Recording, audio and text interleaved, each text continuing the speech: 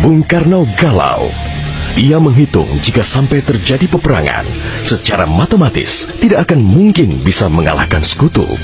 Persenjataan mereka jauh lebih lengkap dan keahlian militernya lebih memadai. Atas saran Jenderal Besar Sudirman, Bung Karno diminta mengirim utusan khusus kepada Roisul Akbar Nahdlatul Ulama, Hadratus Syekh Kiai Haji Hashim Asy'ari di Pondok Pesantren Tebu Ireng, Jombang. Tujuannya meminta fatwa Kiai Hashim tentang hukumnya berjihad membela negara yang notabene bukan negara Islam seperti Indonesia. Kiai Hashim lantas memanggil Kiai Haji Wahab Hasbuloh dari Tambak Beras, Jombang.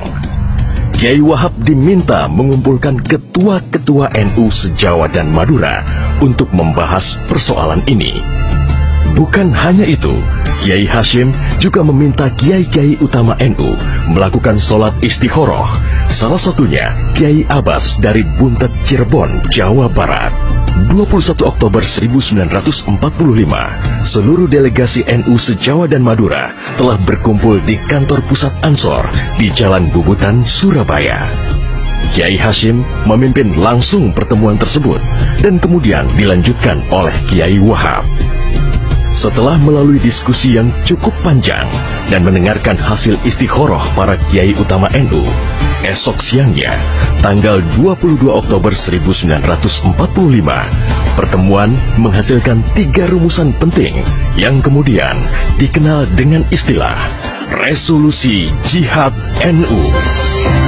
Pertama, setiap muslim, tua, muda, dan miskin sekalipun, wajib memerangi orang kafir yang merintangi kemerdekaan Indonesia. Kedua, pejuang yang mati dalam membela kemerdekaan Indonesia layak dianggap syuhada. Ketiga, warga yang memihak kepada Belanda dianggap memecah belah persatuan dan oleh karena itu harus dihukum mati.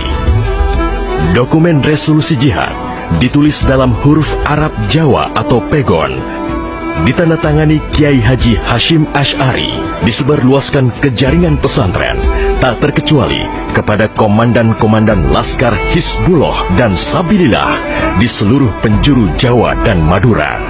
Dokumen resolusi jihad juga dimuat di sejumlah media massa pergerakan masa itu. Hanya berselang 3 hari pasca resolusi jihad dicetuskan, 6.000 tentara sekutu mendarat di Pelabuhan Tanjung Perak, Surabaya dengan persenjataan lengkap. Mendengar kedatangan pasukan penjajah, ribuan santri dan kiai dari penjuru Jawa Timur bergerak menuju Surabaya. Situasi pun terus memanas dan cenderung tak terkendali. Resolusi jihad NU telah memompa semangat perlawanan rakyat dan memicu terjadinya pertempuran hebat selama 3 hari di Surabaya, tanggal 27, 28, dan 29 Oktober 1945.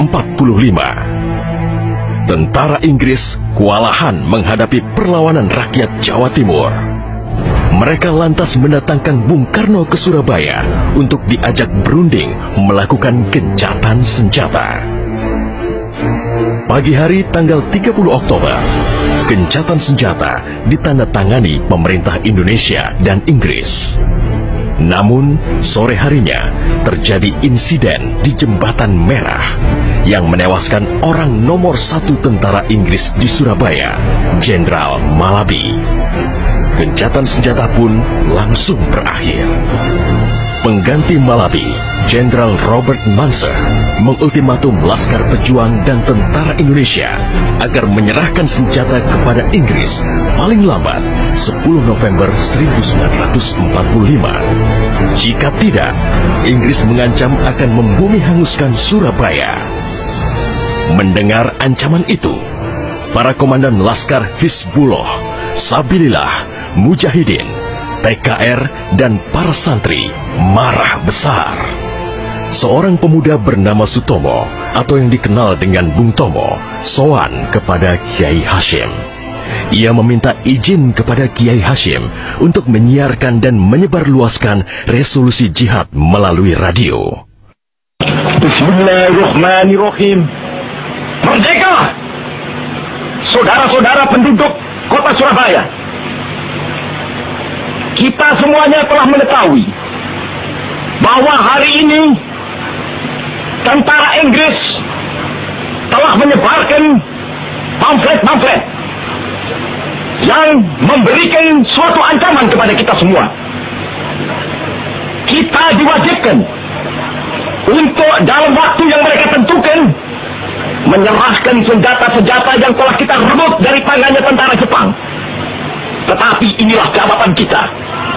Selama banteng-banteng Indonesia masih mempunyai darah merah yang dapat membuat secarik kain putih, merah dan putih, maka selama itu tidak akan kita mau menyerah kepada siapapun juga.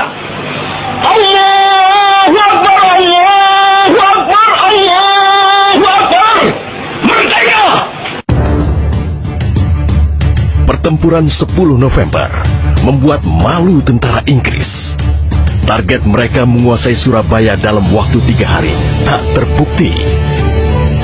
Bahkan di hari yang kedua, Inggris kehilangan Jenderal Robert Munser.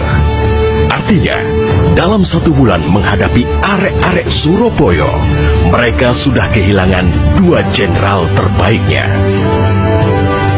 Perang Surabaya berlangsung selama 3 minggu.